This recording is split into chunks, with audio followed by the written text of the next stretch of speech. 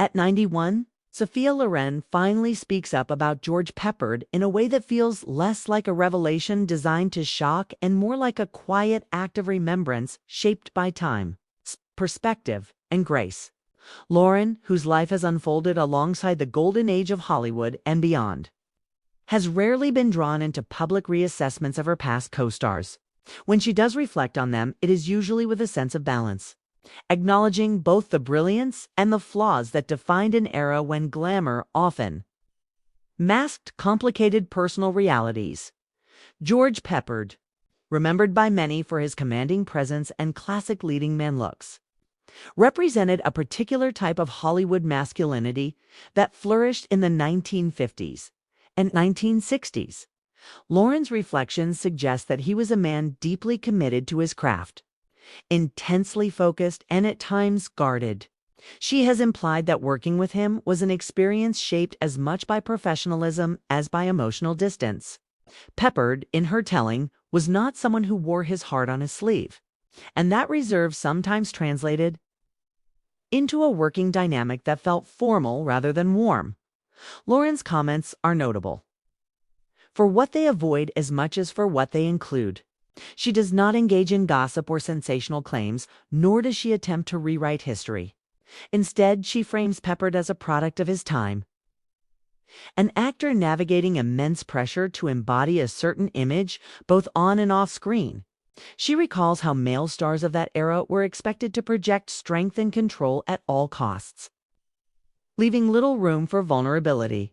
In that context, Peppard's seriousness and occasional aloofness seemed less like personal shortcomings and more like survival strategies within a demanding industry. There is also a note of empathy in Loren's reflections. At 91, she speaks with the authority of someone who has seen how fame can elevate and isolate in equal measure. She acknowledges that Peppard carried burdens that were not always visible to those around him. While she does not excuse difficult behavior, she suggests that understanding the pressures he faced offers a fuller, fairer picture of who he was. This approach aligns with Loren's broader philosophy, one shaped by resilience, compassion, and an awareness of how easily public narratives flatten complex human beings. Loren also contrasts her own experiences as a woman in the industry with those of her male counterparts. She hints that, while she faced different challenges, including scrutiny over her appearance and accent, she often relied on emotional openness and connection as tools for survival. Peppard, by contrast, seemed to retreat inward, maintaining a strict boundary between his professional role and his inner life. This difference, she suggests, sometimes made collaboration feel restrained, even when mutual respect was present. What makes Loren's decision to speak now particularly poignant is the absence of bitterness. Time has softened the edges of memory, allowing her to reflect without anger or regret.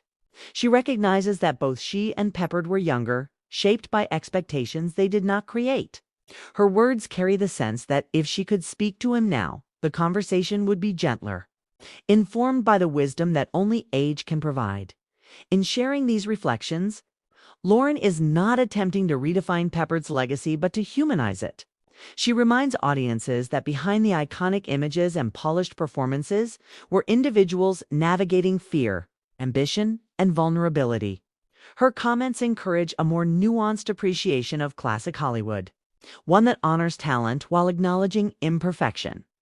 Ultimately, at 91, Sophia Loren finally speaks up about George Peppard, not as a dramatic confession, but as a thoughtful meditation on memory, time, and understanding.